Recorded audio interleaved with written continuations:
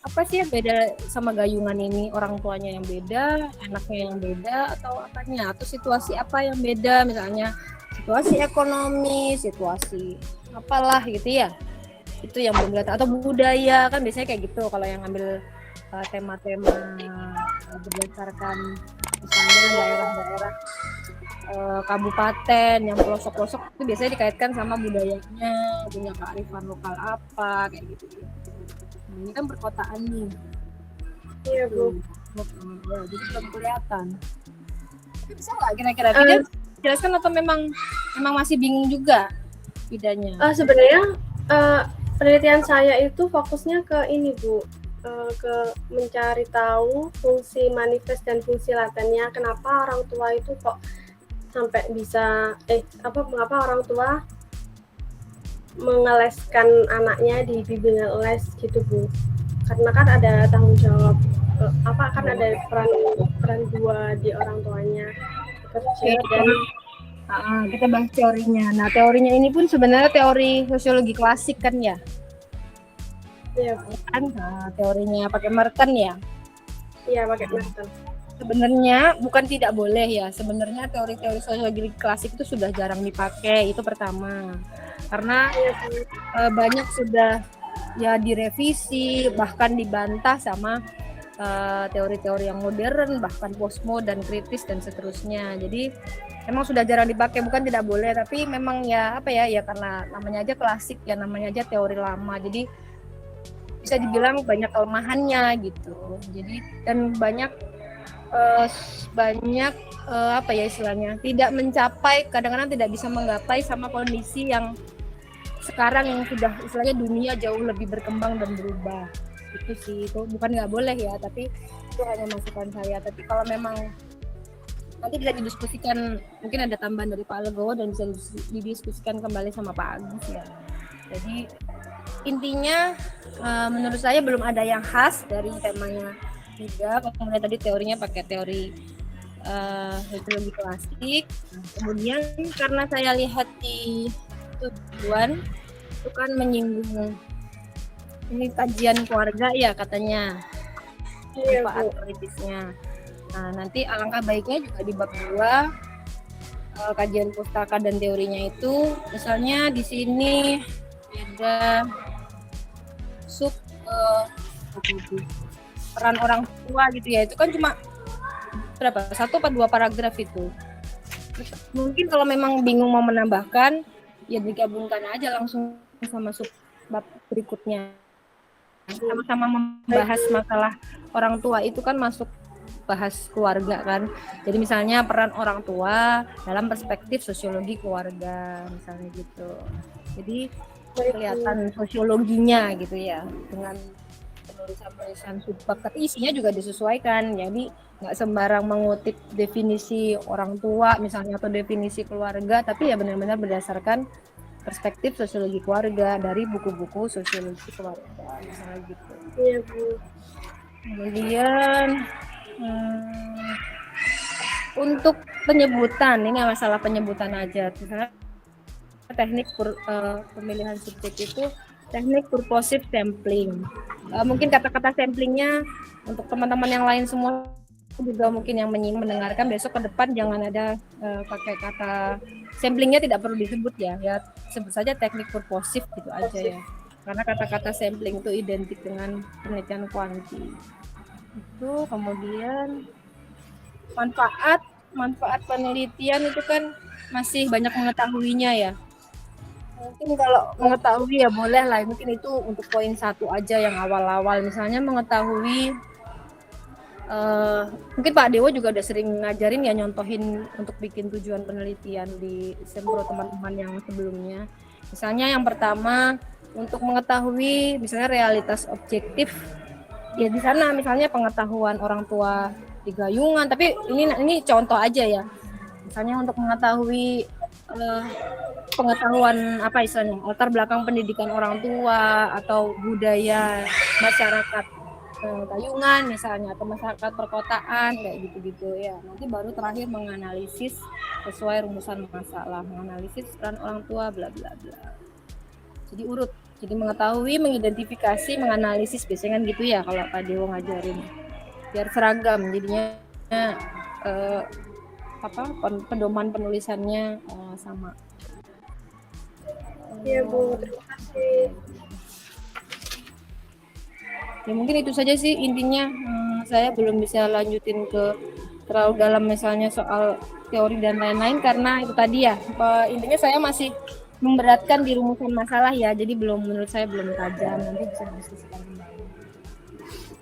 Itu tidak masukan dari saya Pak Legowo, Pak Agus. Ya baik Kasih. Mbak Reti.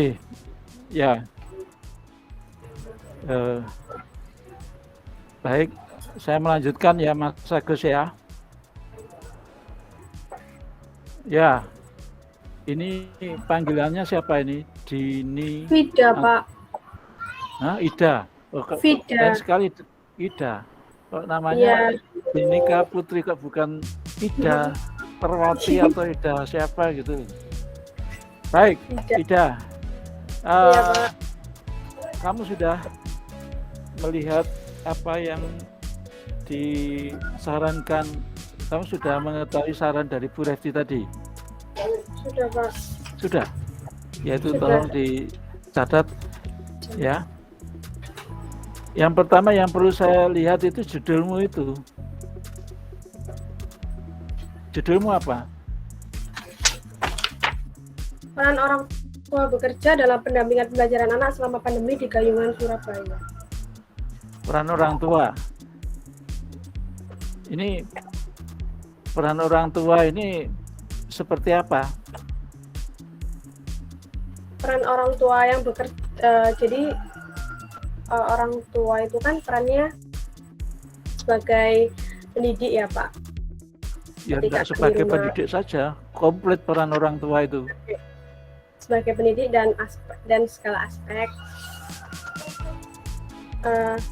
Jadi karena ini saya fokusnya ke peran orang tua bekerja, pasti kan anaknya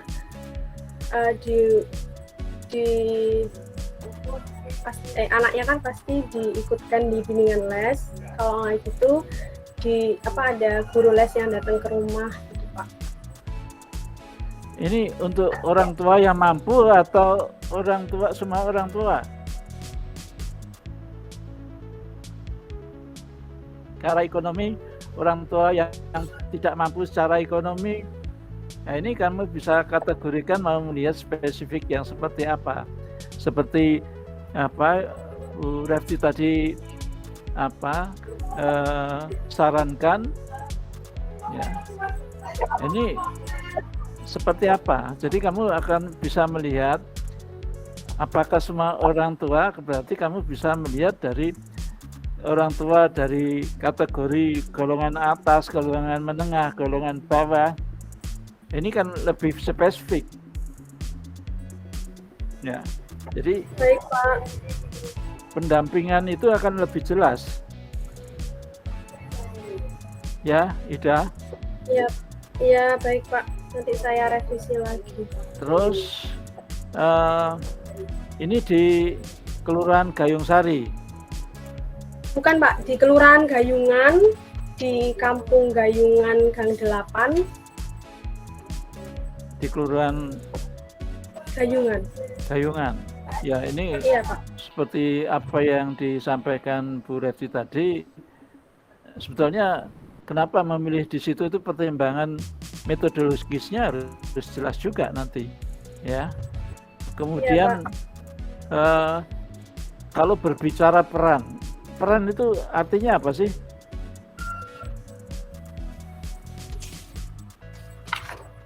Mendampingi anaknya. Peran itu mendampingi anaknya. Enggak, peran sendiri artinya apa ya? Kamu bisa mengambil judul peran itu, saya tanyakan peran sendiri itu artinya apa sih? Peran itu kayak kewajiban orang tua gitu loh Pak ke anaknya. Kewajiban orang tua. Peran itu mesti kewajiban. Arti peran. Tanggung jawab orang tua. Peran itu tanggung jawab orang tua. Ya, peran itu tanggung jawab. Arti peran. Arti peran itu tanggung jawab orang tua, begitu. Ya, tanggung jawab. Ya, kamu harus tahu dulu arti peran ya. Jadi bila diartikan dengan peran ini adalah perilaku yang diharapkan dari seseorang ya. Apakah seseorang itu orang tua atau yang lain ya. Peran adalah perilaku yang diharapkan dari seseorang dalam suatu status tertentu ya. Maka perilaku peran adalah perilaku yang sesungguhnya dari orang yang melakukan peran. Ya, pada hakikatnya itu peran juga dapat dirumuskan sebagai suatu rangkaian perilaku tertentu yang ditimbulkan oleh sesuatu. Ya. Coba kamu nanti cari arti peran sehingga kamu di dalam membuat judul itu menjadi jelas gitu loh. Iya, Pak. Ya. Baik, Pak. Terus kemudian di latar belakang masalahmu itu perlu diperbaiki ya, sehingga kamu bisa menjelaskan. Kalau kamu berbicara di situ mayoritas, ya di dalam latar belakangmu mayoritas itu berapa sih jumlahnya? Itu harus jelas ya. Itu mayoritas siapa? Mayoritas orang tua yang berlatar belakang ekonomi tinggi, belakang ekonomi rendah, menengah dan sebagainya itu harus jelas. Maka mayoritas itu siapa yang kamu maksudkan? Ya, itu latar belakang masalah yang perlu kamu cermati nanti sehingga kamu bisa menjelaskan peran orang tua sesungguhnya dalam apa yang ingin kamu jawab nanti di dalam rumusan masalah. Jadi rumusan masalahnya pun juga masih membingungkan. Iya, Pak. Ya. Ini kemudian lanjut dengan teori yang kamu gunakan. Ya, seperti Bu Refti tadi menyampaikan, apakah cocok? Ya. Ini bukan masalah bisa atau tidak, lebih tepatnya seperti apa?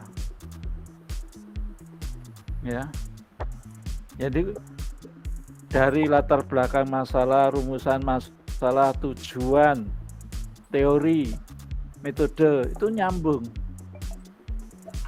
Ya, Iya, Pak. ya kalau teorinya harus jelas, nanti bisa konsultasi dengan pembimbingmu ya. Iya, Pak. Terus apa? Kajian pustakamu di dalam metrik itu hendaknya jelas ya, yang jelas ya. Itu mungkin dilengkapi di dalam metrikmu itu, ya.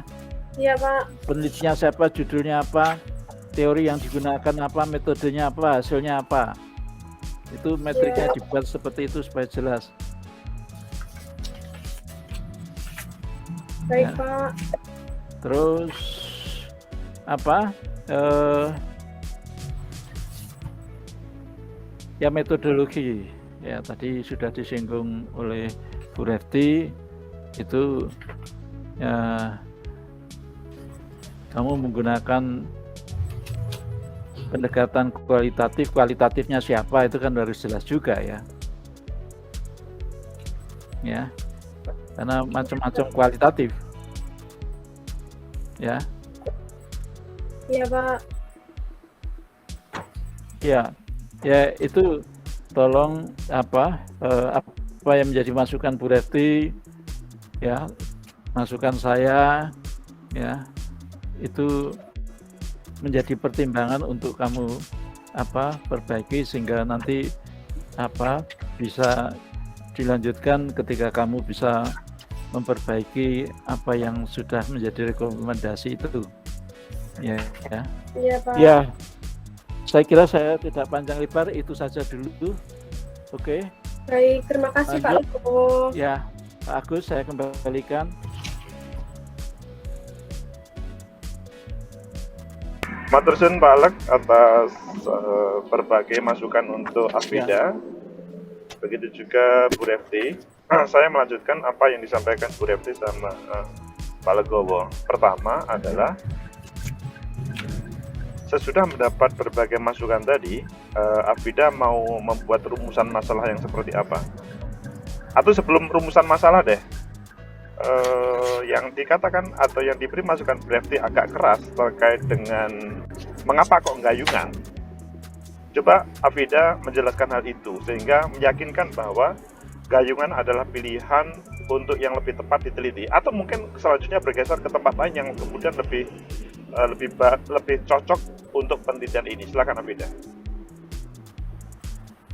Baik Pak Agus, karena di Gayungan ini itu ada 3 sekolah ya Pak. Nah, Ya.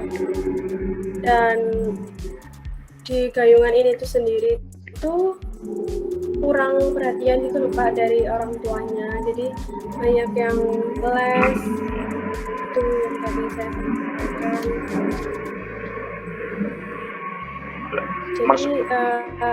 Jadi Gayungannya itu bisa untuk jadi lokasi saya. Maksudnya kalau coba dibandingkan dengan, taruhlah yang disampaikan Bu Refti tadi, ada beberapa alternatif yang di sana juga ada orang tuanya bekerja dan juga mereka mempunyai kewajiban terhadap anak sekolah. Nah, sekarang adalah apakah Gayungan itu adalah lebih tepat untuk Afida melakukan penelitian ini? Iya Pak, tepat. Karena orang tua di sini itu kebanyakan kerja Pak. Di tempat lainnya juga bekerja. Dan yang orang tuanya yang kerja itu pasti anaknya les, dilesin gitu Pak. Jadi jarang orang tua kerja yang biarkan anaknya itu, kebanyakan sih dileskan Pak. Cuma dileskan agar terus orang tuanya itu nggak kepencet. Oke, selanjutnya kalau begitu, kalau itu adalah yang tepat, sekarang bagaimana rumusan masalahmu sesudah mendapatkan masukan dari Bu Refti sama Pak Legowo? Apakah tetap? Apakah ada perubahan? Ada perubahan Pak, tapi nanti saya pikirkan dulu. Jangan, di forum seminar proposal ini dipastikan, sehingga sesudah selesai sempro, apakah nanti Bu Refti sama Pak Legowo menyetujui atau tidak, itu kan sangat tergantung terkait dengan hal itu. Yang pertama itu untuk mengetahui realitas objektif. Rumusan masalah, bukan tujuan. Rumusan masalah dulu, sebelum tujuan. Oh, rumusan masalahnya. Rumusan masalahnya itu kalau misal langsung ke fokus ke bagaimana peran orang tua yang bekerja dalam pendampingan pembelajaran anak. Bagaimana peran orang tua bekerja saat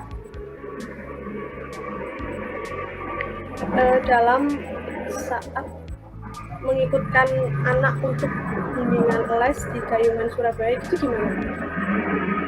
Apakah sudah menjawab terhadap yang diberi masukan oleh Bu Refti sama Pak Legowo?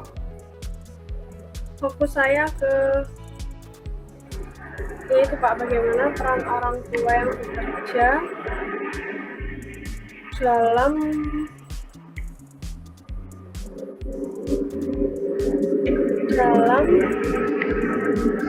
dampingan dalam mengikutkan anak untuk bimbingan les pada anak sekolah dasar selama pendidikan.